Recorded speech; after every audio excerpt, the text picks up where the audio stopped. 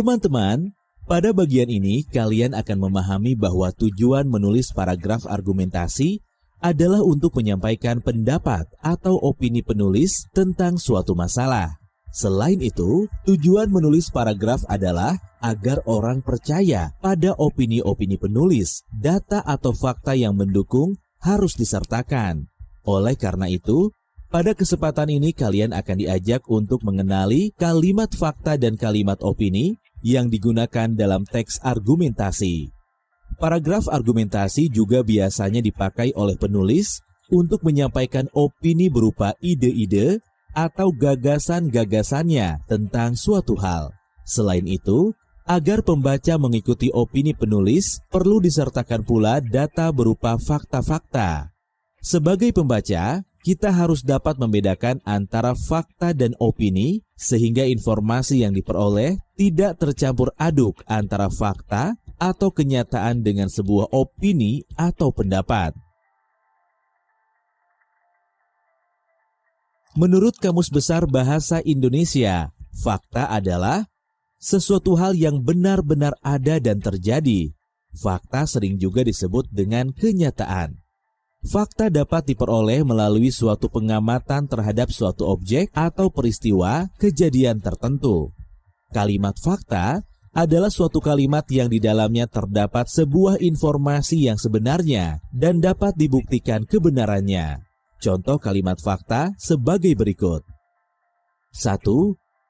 Salah satu daerah penghasil beras terbesar di Pulau Jawa adalah Jawa Barat. 2. Sekitar 70% penduduk Indonesia mengonsumsi beras sebagai sumber makanan pokok. 3. Sagu dikonsumsi oleh masyarakat di wilayah Papua dan sebagian Maluku. Menurut Kamus Besar Bahasa Indonesia, opini mempunyai 3 pengertian, yaitu pendapat, pikiran, dan pendirian. Dengan demikian, dapat disimpulkan bahwa opini adalah pendapat atau pikiran seseorang yang belum tentu benar karena tidak atau belum ada bukti kebenarannya. Opini merupakan lawan atau kebalikannya dari fakta dan sering juga disebut sebagai pendapat. Kalimat opini adalah suatu kalimat yang berisi hasil gagasan, pendapat, atau perkiraan orang, baik perorangan maupun kelompok. Contoh kalimat opini sebagai berikut. 1.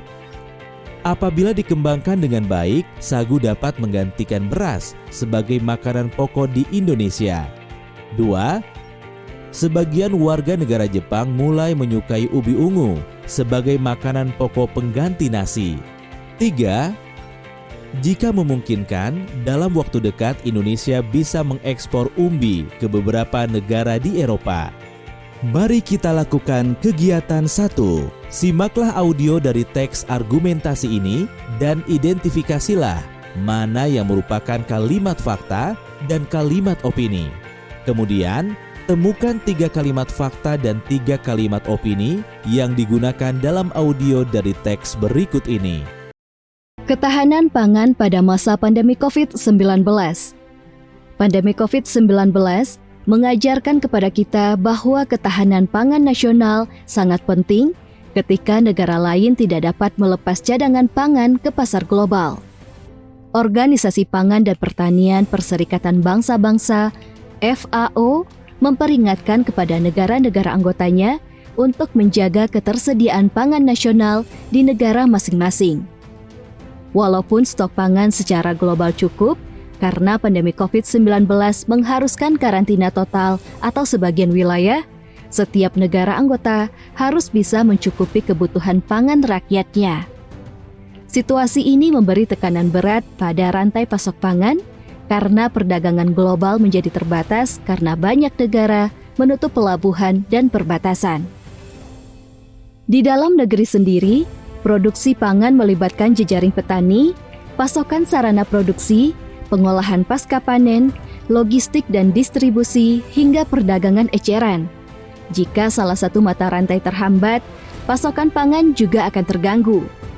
Kombinasi kedua alasan tersebut di atas menjadi hal yang tidak mudah bagi negara-negara yang mendapatkan pangan dari pasar internasional. Situasi itu menjadi lebih berat bagi negara yang mengimpor pangan dalam jumlah besar karena penduduk yang banyak seperti Indonesia. Oleh karena itu, pandemi COVID-19 semakin menegaskan tentang pemahaman kita bahwa ketahanan pangan harus kita perluas jika Indonesia ingin memiliki kedaulatan pangan khususnya dan kedaulatan negara pada umumnya. Sumber Kompas.id dengan perubahan. Bagaimana teman-teman? Cukup jelaskah paparan teks tadi? Setelah kalian menyimak uraian teks ketahanan pangan pada masa pandemi COVID-19 tadi, buatlah kelompok yang terdiri atas 4 sampai dengan 5 siswa.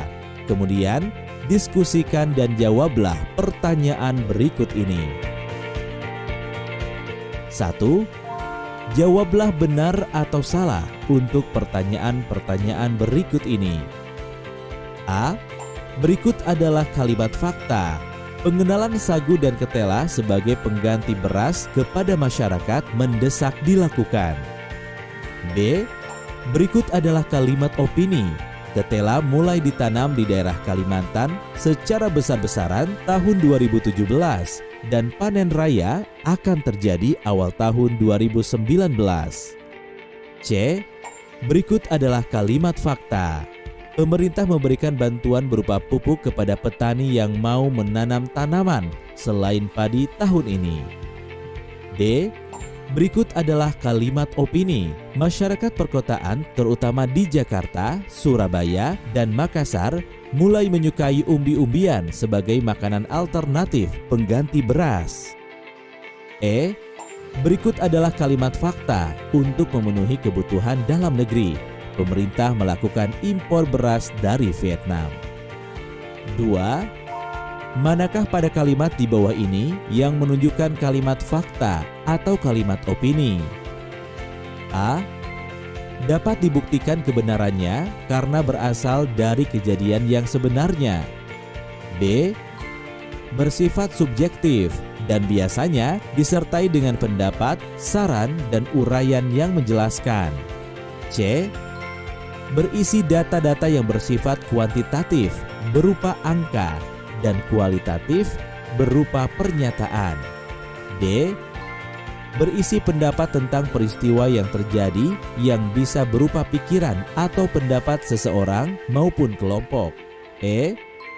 Biasanya ditandai dengan penggunaan kata-kata bisa jadi, sepertinya, mungkin, seharusnya, sebaiknya.